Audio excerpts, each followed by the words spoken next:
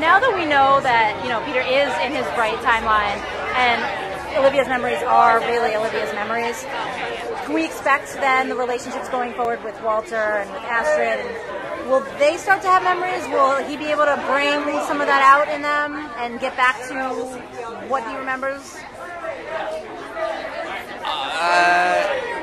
John and I tried to deal with this a little bit 2 episodes ago. In the scene where Walter was unpacking all of the birthday gifts, he and I wanted to put in a more, there's a whole thing about a hug that didn't exist in the script, and we thought it was really important as a tip to the audience for exactly that idea. Peter now accepts all of those people as his people. The thrust of our story going forward is not about them all recovering their memories, so we kind of walk away from, as we talked about, kind of walk away from that, honestly, because it's not the story that they chose to tell. So the answer is not really, but it goes there's not the same distance, at least from Peter's side, of sort of staying at arm's distance between everybody as he's trying to go back home now that he realizes. And there's the subtle ways that you'll see things come out. Exactly. It doesn't get addressed directly, but I hope that you see those relationships are more amicable now.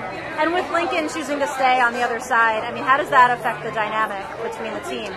Well, just off camera it sort of sucks, because he's a great guy to have around. It was nice to have another guy around. And the dynamic of the team, I'm not really too sure, because I was the guy on the outside for the entire season, and now, I guess I have my space back in the Fringe-verse, but it doesn't really change the thrust of the story remains the same regardless of who the characters are, but it gives us one less character to tell the story with, which is always a bummer. And one of the things that fans commented on a lot this season was, Astrid had a backstory episode, so did Lincoln. Yeah. They still want to know more and more about Peter's backstory.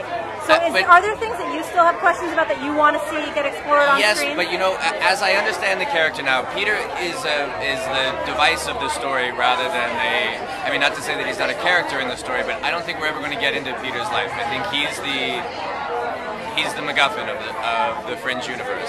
So I don't think that that's where the story is ever going to go, because it certainly hasn't gone there so far.